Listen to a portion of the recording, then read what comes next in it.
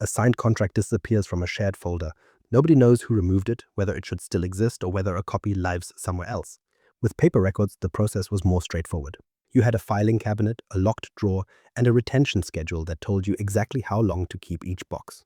Then, on a planned date, someone approved it for shredding. Work doesn't happen that way anymore. A contract might sit in SharePoint, the approval email in Exchange Online, and the discussion in Teams, while someone also has a copy in OneDrive. So what exactly keeps all of that under control? Microsoft Purview Records Management is the part of Microsoft Purview that helps your organization keep official records protected for the required time, then dispose of them in a controlled way when that time ends.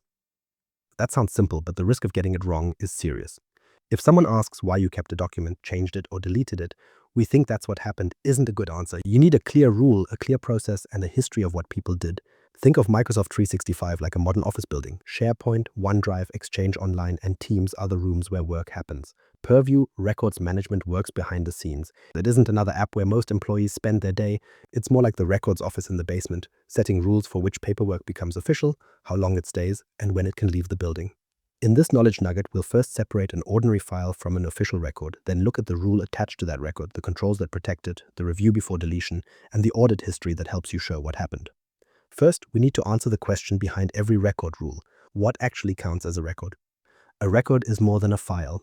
A record is official evidence that your organization did something, decided something, approved something, or agreed to something. That could be a signed contract, a final financial report, an employee record, or an approved company policy. The word official matters here. Your team might create 10 drafts of a policy before leadership approves the final version. Those drafts are part of the work, but they don't all carry the same weight as the approved policy that tells people what they must do. Think about a contract. While people negotiate, you have Word documents with tracked changes, comments, and names like Contract Final V3 or Contract Final V3 Really Final. Those are working files that people expect to change. Then the agreement gets signed, and that signed copy becomes evidence of what both sides agreed to.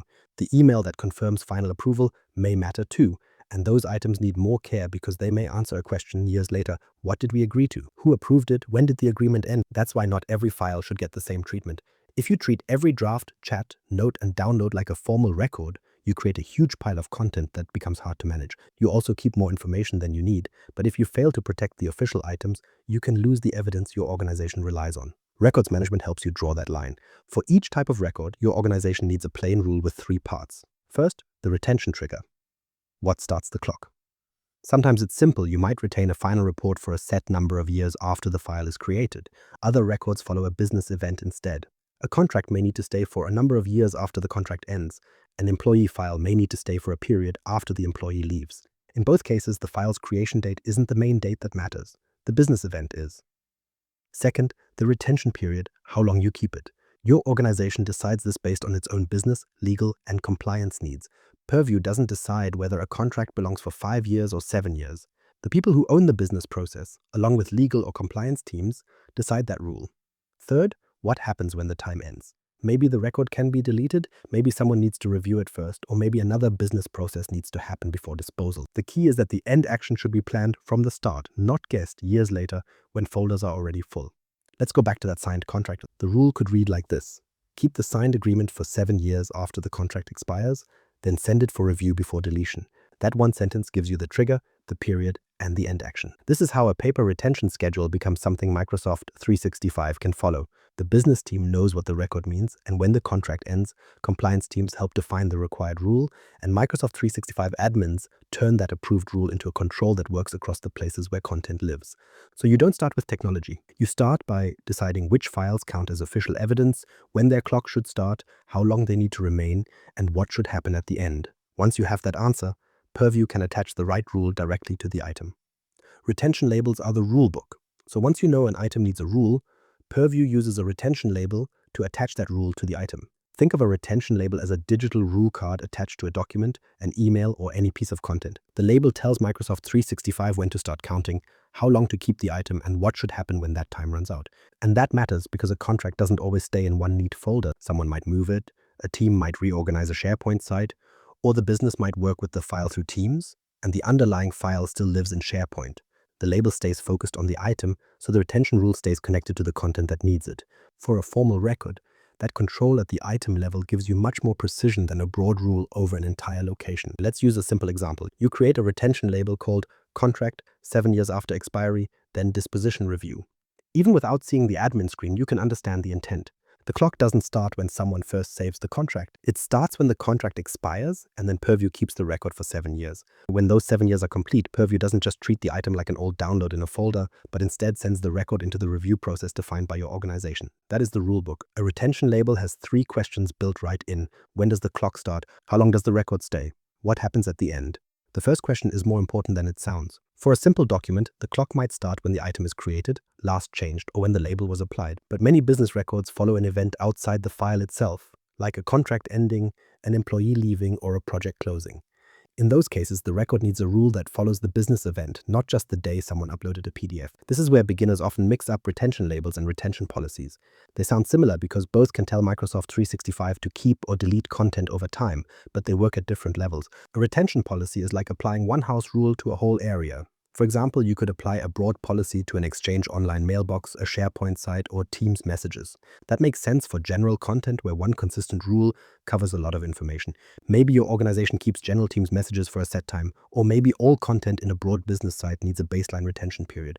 A retention label is more focused. It tells Purview, this particular item belongs to this record category, so give it this specific rule. That makes labels a better fit for official documents that need their own retention path, especially when the clock starts from a business event or the item will need a controlled decision at the end. You can use both approaches in the same connected platform, but they solve different problems. Policies handle broad coverage, while labels handle the records that need individual treatment. The next question is, who puts the label on the item? In some cases, a person applies it manually, which works when someone has the business knowledge to recognize an official record at the right moment, like when a final agreement arrives or a policy receives approval. But relying on people to remember every label every time can be difficult. Purview can also apply labels automatically when your organization defines clear conditions for matching the right content, using known signals, set properties, or other conditions that identify the type of item. Instead of following users around and asking them to choose from a long list, the organization creates the rule and Purview applies it in the background. The smart approach depends on the record type. If a person must make a judgment call, manual labeling may fit, but if a record follows a clear pattern, automatic labeling brings more consistency. Either way, the label turns a written retention schedule into something Microsoft 365 can act on. For you, the practical step is simple. Take one written rule and make sure it answers those 3 questions clearly. What starts the clock? How long does the item stay? What happens when the time ends? A label can tell Purview to keep an item, but the next building block adds a stricter control, treating that item as official evidence rather than ordinary working content. Record declaration locks the evidence. A retention label tells Purview how long an item needs to stay, and record declaration takes the next step by marking that item as an official record and applying stricter controls around it. Think of an ordinary working file as paperwork sitting on someone's desk, where people can update it, add comments, and replace it while the work is still moving. A declared record is the final signed paperwork moved into a locked archive room. The work may continue around it, a new policy version may be written, or a contract may be renewed, but the declared record preserves the official version that existed at that point in time. So why does that lock matter? Because official records can become evidence. An auditor may need to see the approved financial report from a certain year, a legal team may need to find the signed agreement that covered a dispute, or an internal investigation may need to confirm which policy applied when a decision was made. In each case, the question isn't only whether we can find a file, but also whether we can trust this is the file that existed at the time. That's what record declaration is designed to support. Consider a final company policy. During the writing process, different people might edit the policy, add notes, or ask for changes, but once the policy receives approval, that approved version can become the record. And declaring it as a record helps protect that version for the required time. The same idea applies to a signed agreement. You don't want the official signed copy treated like an ordinary draft that someone can quietly replace, edit, or remove because they were cleaning up a folder. A completed employee record can work the same way. Once it becomes the official business evidence, the organization can apply a record label to keep it protected through its retention period. There's an important point for beginners here. Records management controls retention across time, making sure an official item remains available for as long as the rule requires, even if someone tries to delete it before that period ends. And it also adds record controls that help preserve the item as evidence. But records management doesn't do every form of protection in Microsoft Purview. It doesn't encrypt a document, decide who can open a document, or stop someone from sending sensitive information to the wrong place. Those are different jobs. A sensitivity label protects access and sharing, and you might use it to apply encryption or limit who can open a file. Data loss prevention, or DLP, watches for risky movement of sensitive information and can help detect or block actions like sharing protected information in ways your organization doesn't allow. Records management answers a different question. How long must this official evidence stay, and what controls should apply while it stays? Picture a signed contract that contains confidential terms. A sensitivity label can control who has access to it, DLP can watch for risky sharing, and a retention label that declares it as a record controls its life as evidence, keeping the contract from disappearing before its required retention period ends. These tools can work together, but they shouldn't be confused. One protects the document while people use it, and the other protects the business obligation across time. That difference helps you avoid a common mistake.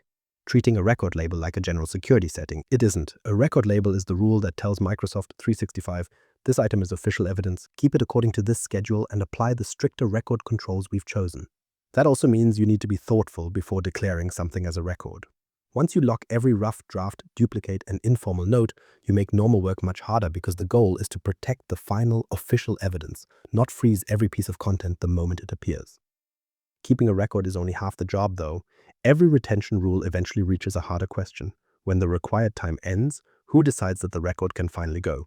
Disposition review is the gate before deletion. Keeping a record for the right amount of time is only half the story. The other half is what happens when that time runs out. That decision is called disposition, and it needs care. Delete a record too early, and your organization could lose evidence it still needs for a legal case, an audit, or a business dispute. Keep every expired record forever, and you end up with a growing pile of old content, more information to protect, and more material that could be requested in a lawsuit. Purview Records Management gives you a gate between those two risks. It's called disposition review. Think about the old paper process for a second. A box reaches its planned destruction date, but nobody should feed it straight into the shredder without checking it first. Someone responsible for the records looks at the box, confirms nothing has changed, and then approves what happens next. Disposition review brings that same decision into Microsoft 365. When a record reaches the end of its retention period, Purview can send it to designated reviewers instead of deleting it right away. The reviewer opens the item in the Purview portal and decides whether the record can be permanently deleted. That review gives your organization one final chance to ask a practical question. Is there any reason we still need this? Take our contract example. The contract ended, and its 7-year retention period has now finished. At that point, the contract reaches the disposition review queue. The reviewer checks whether there is an ongoing dispute, a legal request, or another business reason to keep it. If nothing requires the contract to remain, the reviewer can approve disposal. If the contract is still relevant, the reviewer can pause the process instead of letting it disappear just because a date arrived. That is a much safer process than a calendar reminder that somebody may miss. A simple record type might need just one review stage. For example, a records team could review routine contracts that have reached their end date. One group checks the queue, makes the decision, and completes the process. Other record types may need more than one stage. A sensitive financial record might need a business owner to confirm it is no longer needed, followed by a compliance or records team review before the final action. Purview can support that kind of multi-stage review, where the record passes through more than one approval step. More stages bring more control, but they also create more work. So you should match the process to the risk of the record. Don't build a long approval chain for every ordinary item. At the same time, don't give one person the final decision on records that need legal, finance, or compliance input. There's one practical setup choice that saves trouble later. Assign reviewers through a maintained group when you can, instead of naming one person. People change jobs, they take leave, they leave the company. A group can continue to own the review work as its members change, which means records don't sit in a queue waiting for somebody who no longer works there. You also need to plan permissions. Being a general Microsoft 365 admin doesn't automatically mean someone can review records waiting for disposition. The people who need to see and act on these items require the right records management permissions. That's worth checking before you switch on a label that sends large amounts of content into review. For you, the starting point is not the Purview screen. Write down who owns the final decision for each record type. Ask who can confirm that the record is no longer needed, who needs to approve disposal, and what should happen if a reviewer finds an active legal or business reason to keep it. Once those answers are clear, Purview can route the record through a repeatable process. After a record has been kept, reviewed, and disposed of, one more question remains. Can you show what happened? Audit history provides the proof. Records management is not only about setting a rule, it's also about being able to show that people followed it. That is where audit history comes in. Microsoft Purview Audit keeps a centralized history of activities across Microsoft 365. Depending on the activity and your audit setup, it can help you investigate who acted, what they did, and when they did it. For records work, that matters when someone asks questions after the fact. Imagine an auditor asks why a signed contract no longer exists. You need more than an empty folder and somebody's memory. Your organization should be able to connect the dots. The contract had a retention label, the retention period reached its end, the correct reviewer approved the disposition decision, and the activity was recorded. That creates a trail you can examine. Maybe the question is different. Who applied the label to this item? Did someone try to delete it before the retention period ended? When did the reviewer approve its disposal? Audit history can help answer those questions by providing recorded activity from across the Microsoft 365 platform. There is one distinction that often surprises beginners. The audit history does not live inside the document itself. You won't open a Word file and find its complete audit trail stored in the file. Purview stores that activity in the unified audit log, which is a central place for audit records across services such as SharePoint, OneDrive, Exchange Online, Teams, and Entra ID. Think of it as the building's visitor and activity register, not a note clipped inside each piece of paper. That means you need to think about audit retention separately from record retention. A record might need to stay for many years. The audit information available to you depends on how your organization has set up Purview Audit and what licensing it has. If you need a long history of record-related activity, confirm that your audit setup keeps that history for the period your organization requires. Otherwise, you could still have the record, but lose access to older activity details that would help explain its journey. This is why records decisions cannot sit with one team alone. Business owners understand the records their teams create. Compliance and legal teams define the rules and the proof they need. Microsoft 365 admins configure the labels, review permissions, and audit settings that make those rules work. Each group holds part of the answer. The retention label defines the rule. Record declaration protects the official evidence. Disposition review controls the decision at the end. Audit history documents the trail around those actions. For you, the practical question is simple.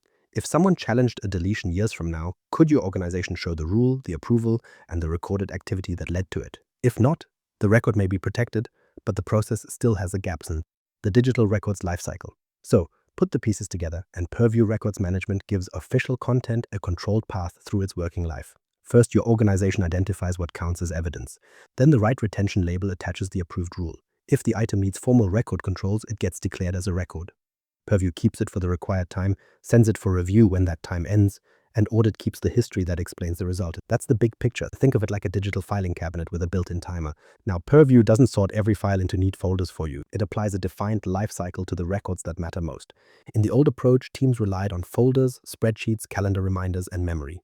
In Microsoft 365, the record might live in SharePoint, OneDrive, Exchange Online, or Teams. Purview manages its rule in the background. Before anyone creates a label, start with the business decision behind it. Start with one record type, like signed contracts, employee records, or final financial reports. Write its rule in plain English. What starts the clock? How long does it stay? And what happens when the period ends? Then name the business owner and the disposition reviewers before you configure anything in Purview. That gives you a working records process, not just a setting in a portal. Subscribe on your favorite podcast platform for more knowledge nuggets and share this with someone sorting out Microsoft 365 compliance.